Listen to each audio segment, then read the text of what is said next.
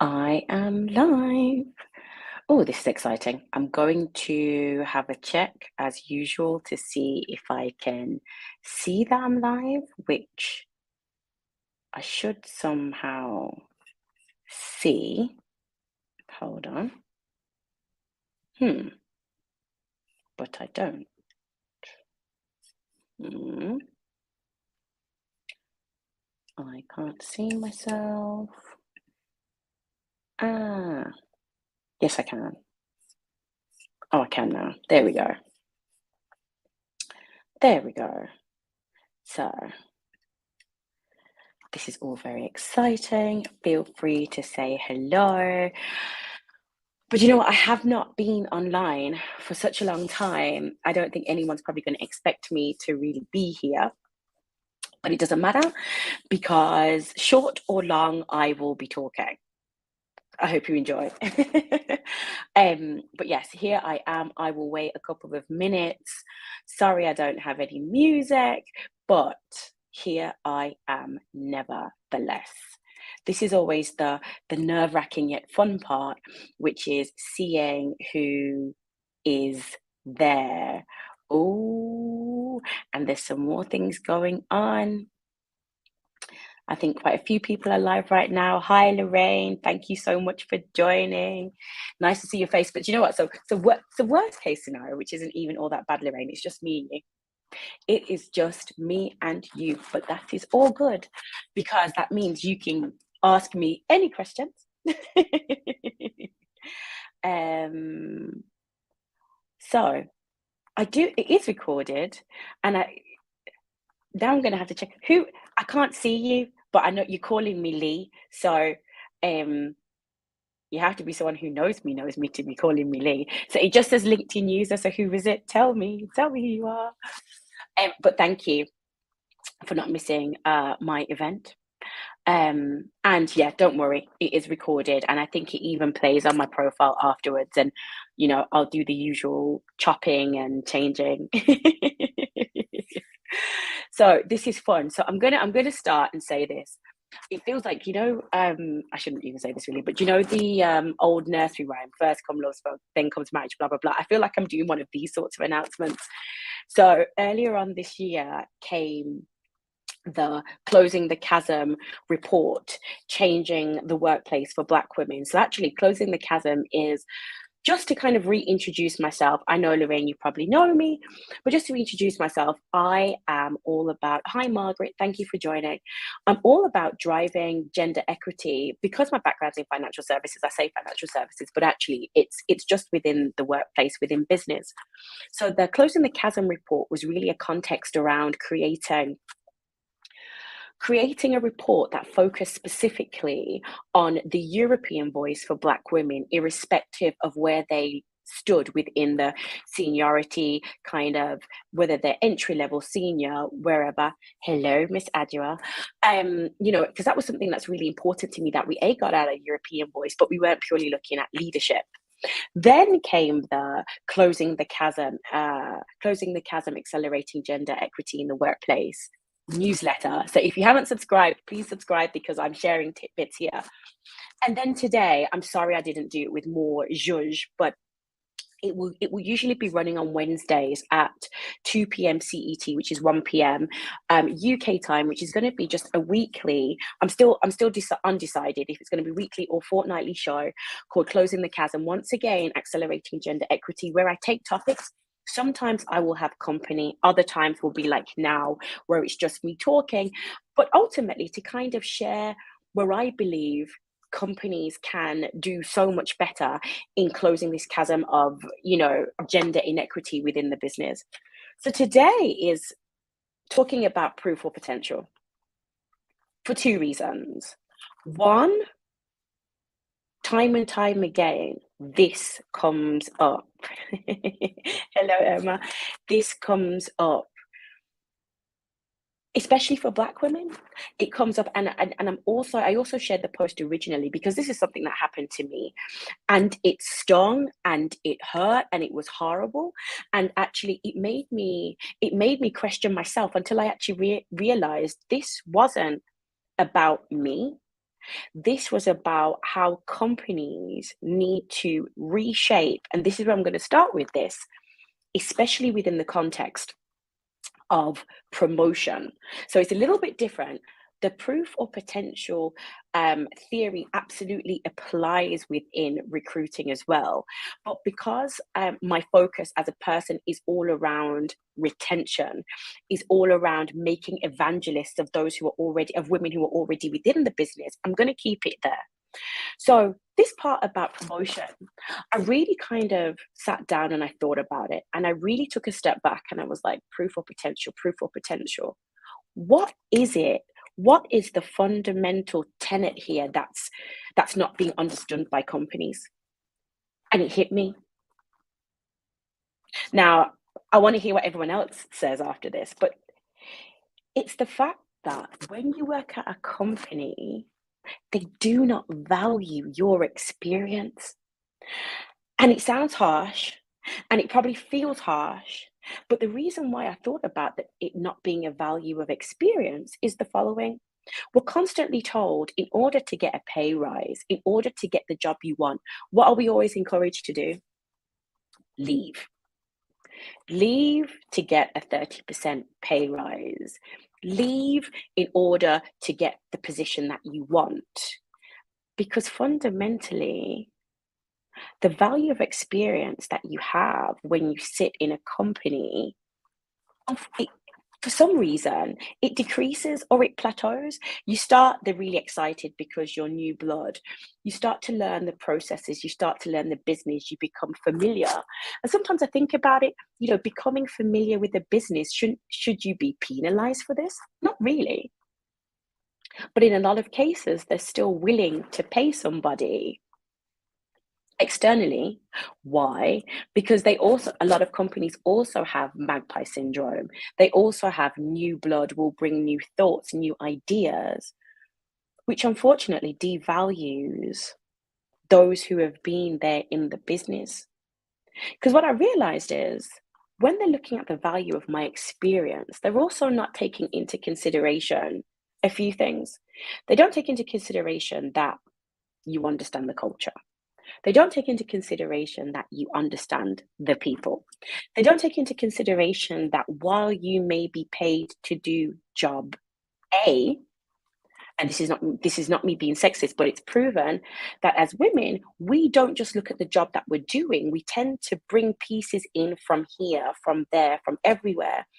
Not only that, but companies also benefit from everything that we're doing in our own lives. Any part of our own lives where we're looking to improve, whether it's learning how to communicate better, whether it's learning how to prioritize and organize our days better, whatever it is we seek to do to improve, we bring all of that. And that builds part of our experience. But unfortunately, when they're looking for a reason to promote you, they don't look at it in terms of you've proven it.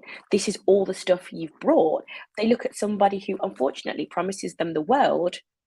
And in most cases, you end up training.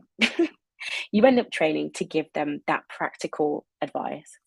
And when I was thinking about it further, I thought, if your experience isn't valued, even though you prove it on a day-to-day basis, what has to happen? And I'm sure a lot of us are also familiar with, and this also happened to me, which was I was told that I couldn't apply. Well, actually, no, that's a lie. The job that the person was given above me, who was hired above me, was initially meant to have joined on the same level as me. But when they had a senior role, I was told I couldn't apply for that role. Once again, in these situations, it's an affirmation that the experience you have, your proof, as it were, is less valued than the potential. And this is where companies have to start rejigging how they look at it. It shouldn't be that, especially now during the great resignation, where people are leaving jobs left, right, and center, especially now where it's not enough to just be saying we care about women. It's not enough to just be saying we care about Black women. how is your company how are you as HR managers, how are you as leaders creating opportunities? How are you making sure that when you're creating this new job spec, you're actually creating it in mind to almost, I mean, I actually don't believe that job spec should be completely neutral in that sense. You know, yes, it should be neutral in as much as you can both apply both internally and externally, but my experience has to count for something. It has to. There's no way that an external candidate should have precedence over somebody who has been doing the job and wants to progress. Because as women, we're usually penalized for whatever it might be. It's not always around necessarily being a mother. Sometimes it's around she's at childbearing age. Sometimes it's around she's not ambitious enough. Around Black women, a lot of the times, they talk about a double bind. The double bind, or I think it's the triple bind for Black women, is people are happy for us to be very good at our jobs, but they're not necessarily happy for us to be ambitious. They don't necessarily want us to push forward. So what you also find, is it cycle or circle? Anyway, you know what I mean. The vicious circle that a lot of Black women we find ourselves in is that we continue to prove it because we're told if you prove it, then we will give it to you, which often doesn't happen. We prove it and it says, she can do the job, but now we don't need to pay her more. And I think this is part of it's a bifurcated approach. On the side of the women, we have to start to sell our potential and not go into always I'm going to show them, let me show them mode. Thanks, Lorraine Cycle. Let me show them mode. I'm going to show them that I can do it. And then they're going to give it to me, because it usually doesn't work like that. And, people are going to think this is a terrible thing for me to promote. But what I've learned is when we go into a job and we give 150% right from the beginning, the difficulty comes later, which is when it's time for a promotion, if you've been ignored back to back, the 150% goes down maybe to 100%, which is still more than everybody else is delivering. But in comparison to where you started, it's like you're not delivering anymore comparatively. So I would say give a really strong 80% and then sell the 20%. Sell when I get to the next stage, I have all these ideas. Sell the strategy, but don't sell them, let me show them first. Because Magda, Lorraine, I also did the same thing. I also thought that if I show them, I'll get it. But what then happened was after you don't get it, after you're then training a man to do the job, a man who apparently has the potential and doesn't ever deliver on it, it builds resentment. So your reliability, your reputation almost comes into question. And it's at that point, I had to give myself a good shake and say, I'd worked too hard for my reputation to let it go now. But it was also an indicator that it was time for me to leave. And this is what a lot of companies aren't understanding, is that it's not always about just because I've said I want a promotion that I deserve it. No, that's not it. But the point is, I need to be considered in the same way that you're considering a man to do this job on the basis of potential. We should all be promoted on the basis of potential. What is it more? What more can she deliver? But the point should also be is that if it's a specific job, what kind of plan are you creating? I.e., Lorraine, I'm taking your name because you're the last person that made a comment. So as a hiring manager, if the plan is that I'm going to hire Lorraine to come and work with me, Is it also the plan that Lorraine has to train me? Because if I'm senior to her, surely it should be someone senior to me training her. Because this is also what causes resentment. Somebody who is senior to you, not being taught from above, but rather being shown the ropes from quote unquote below, which further disenfranchises those who haven't been promoted based on proof and have to compete with somebody based on potential. And you know what also happens? It starts that cycle and it perpetuates it, right? Somebody comes in based on potential. What usually happens? They get more opportunities because they're spoken about within the potential context, i.e., potential speaks of something. And I think this is what people forget in the word potential. Potential doesn't mean you deliver, potential is only ever that. It is a possibility, it is a conditional situation.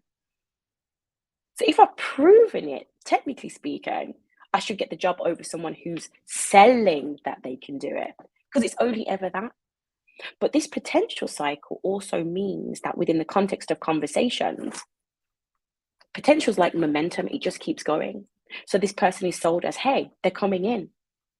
Magda's coming in and she's going to do this and this and this and this and this because she says she's going to do this and this and this and this. And all of a sudden, the potential reputation keeps going along and this person moves further ahead. And what happens to those who prove it? They get sidelined into operational roles, roles that are all about execution, but none that leans into creativity, none that leads into strategy, none that leads into, you know, being entrepreneurial to showcase all those other skills that you have, that you've been collecting on the way. And this is where companies are really missing a trick. And this is why they're losing a lot of talent and they realize it too late, is because they haven't valued experience, but they also haven't created a situation whereby they allow us women to be more than we are. Because once you get the reputation at being good at your job and being good at executing, right? What happens then? Everyone always wants you to execute, and you no longer get the chance to just be free, to be creative, to think strategically. Then you're kind of sidelined into creating all of those. You have to then artificially create those opportunities to show yourself that you're capable, that you have the potential. And especially as Black women and women of color, we're already fighting against those stereotypes of people not seeing us within certain, they're not seeing us as being strategic. They're not seeing us as being more. They're not seeing us as being creative leads. They're not seeing us as being innovators. So we're already having to, you're already having to fight against so many stereotypical constructs that it becomes difficult.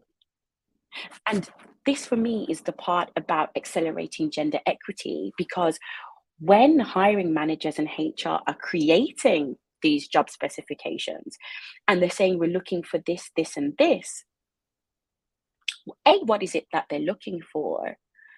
But are they also taking the time to get to know those people within the team, to take on board the feedback when they say these are the characteristics that are required to do this job, just generally. But B, in what light are they considering people in the team as potential candidates? Because it also doesn't make sense, and I'm sure a lot of you have seen this. Somebody comes on your team and they're being asked to have 25 more qualifications than you are, almost to justify that they're senior, but essentially they're doing the same job. Right. And to your point, Lorraine, you didn't get the job, so why are you the best person to teach them? Absolutely. And this is the part where proof or potential, it's a really, really difficult, sometimes it's a difficult concept to work around, to kind of get grips with, to say this is how it shows up. But it also requires learning on the part of hiring managers and also HR to say, how is it that we deconstruct this?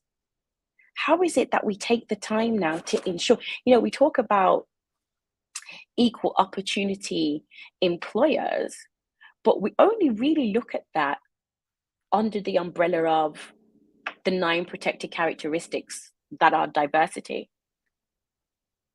How much are you an equal opportunity employer? New people versus, experience versus, new blood. Because sometimes the question in and of itself is, why do they want somebody new? Why do they want to? And I think, personally, I would always recommend that if there is a job that comes up within your team that is senior to you, that you can see yourself doing, I would broach the question with my manager and say, what is it? Or not, do you think I should apply? Apply anyway. So don't ask that question, just apply. But I would also ask the question, if you don't get the job, or even before the interview process, what is it that I lack potentially that would preclude me from getting this job, from taking this step? Because the other part of this process isn't just the proof of potential part. If your manager can sit down and say to you, this is the reason why A, B, C, D, E, F, G, or, what I need from you is, pin them to the wall with it and say, okay, you've outlined, I'm still going to apply for it because I want to go through the process, but you've outlined A, B, C, D, E, F, G reasons as to why I cannot as to why I can't do this job. You don't think I'm ready. 2 things. 1, this is obviously a criteria that the new person's going to have to show. Therefore, to your point, Lorraine, I shouldn't be the one training them because I don't yet have that. But 2, this criteria should also form a part of my performance objectives to ensure that I have a clear pathway to getting to that point within the next year. How do we build these objectives? Because the point around the proof part is, if you're overlooked, it's so hard sometimes to motivate yourself, especially when there's opacity around, how do I progress? I apologize, there is now drilling going on. I don't know how much of that you can hear, so I apologize. But back to the point, which is, when there's so much opacity around the progression process, these kinds of situations are a great point for you to start to pin down your own progression strategy. I am missing this, you have said. Here is the job description. You have said, I am missing this and this and this and this. Can we build a plan together? Or I will go away and I will say, these are the things that I can do to show you, quote unquote, potential. These are the kinds of things that I could do to show potential. And then next year, I'm eligible for this. Now, a lot of managers are going to shy away from actually being pinned down, but this is something for you to bear in mind, because I hope this drilling isn't as loud for you as it is for me. But this is something for you to bear in mind, because when it comes to career paths, or when it comes to also being able to assess, is this company still for me? All of these factors play a part. Have I proven it and been ignored? Have I asked for feedback, gotten the feedback, taken that in mind, not done everything? Because remember, we operate at a good 80%, not 100%. So 80% means showing that you understand, but not giving them the keys to the kingdom immediately. So have I taken that on board? And are they also willing to promote me? And from the company side, the question is, are you creating? Hi, Esther. Oh, thanks, Adjua. From the company side, the question is, how are you ensuring that the processes that you have around promotion are, especially when it comes to promotion internally versus external hires, how are you making sure that there is cohesion and consistency within the hiring criteria? Because on the other hand, the question is, based on your internal promotion criteria, would your external candidate make it? And vice versa. Because there has to be a way of providing duality, even though the situation is slightly different. But once again, this word equity is the key to everything. But how do you make the process equitable? Because if the person wouldn't pass the promotion criteria, does it make sense that you hire them?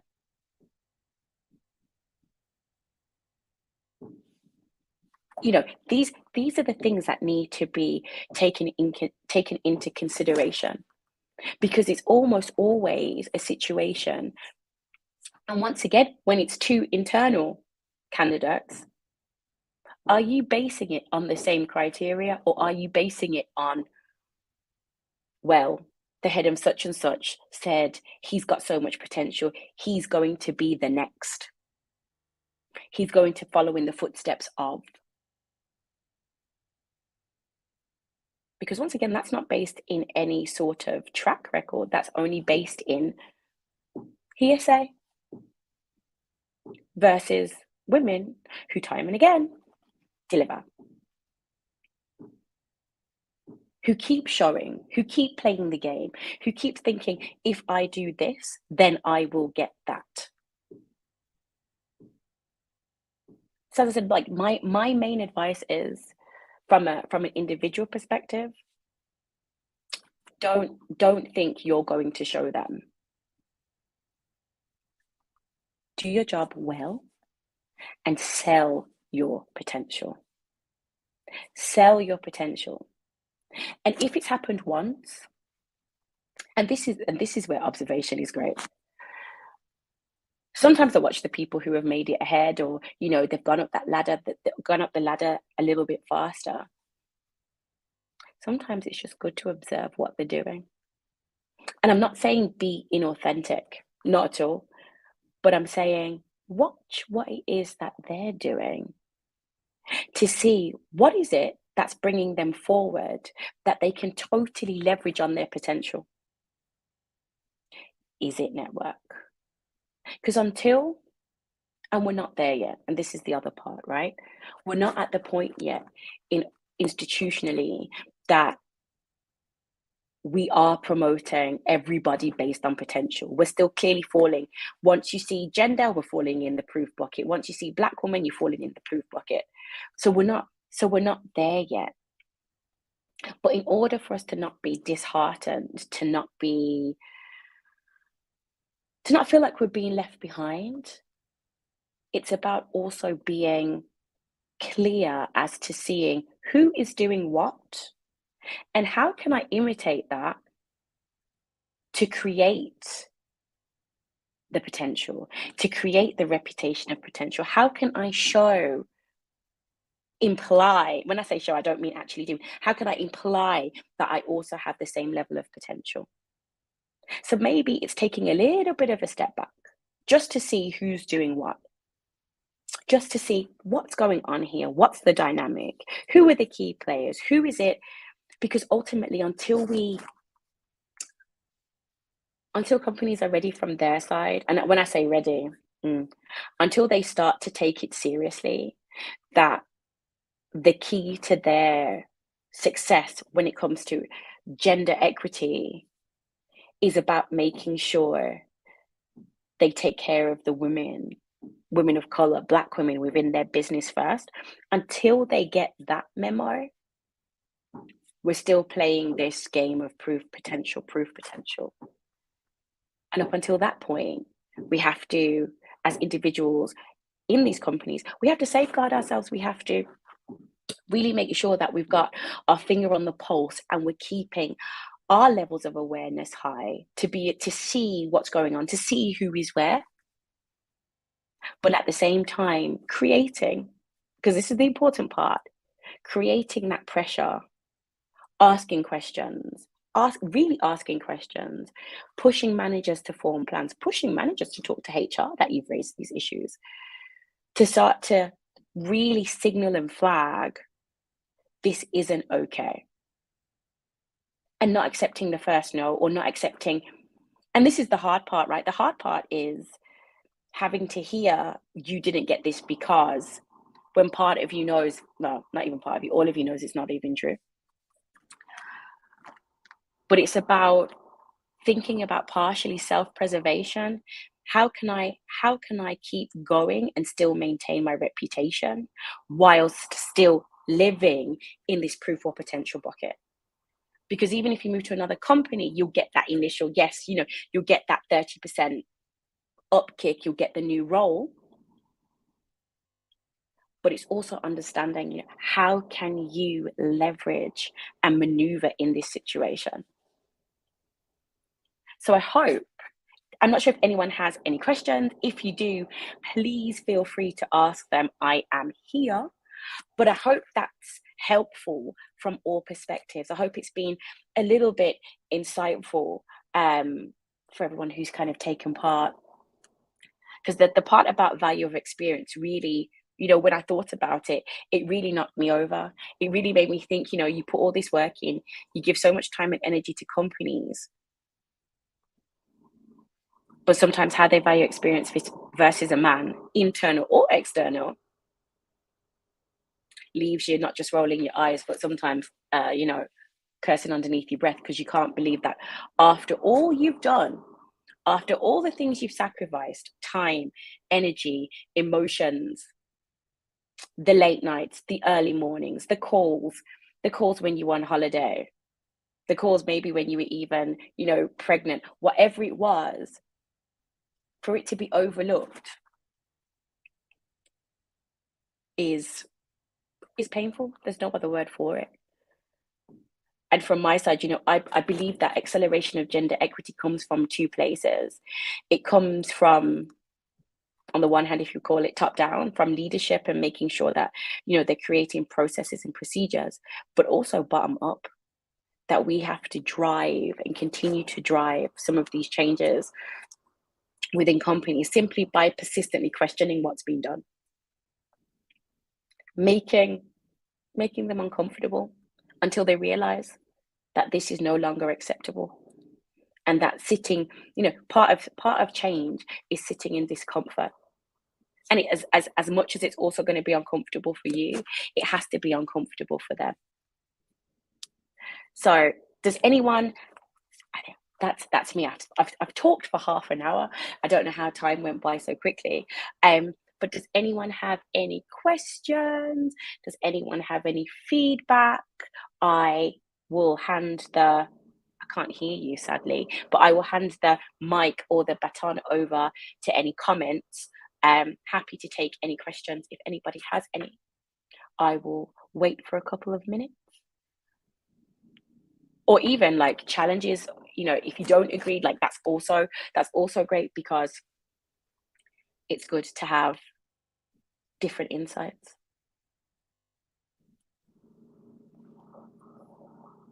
It's okay if you're shy. I don't hold it against anybody.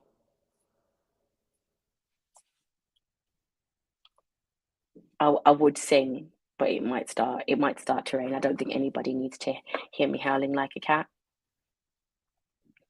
In that case, I'd like to say thank you all for taking half an hour of your lunch break to listen to me. And I am wishing you all a wonderful, wonderful week ahead. And the next Closing the Chasm show, I think, is on, as I said, usually it will take place on a Wednesday.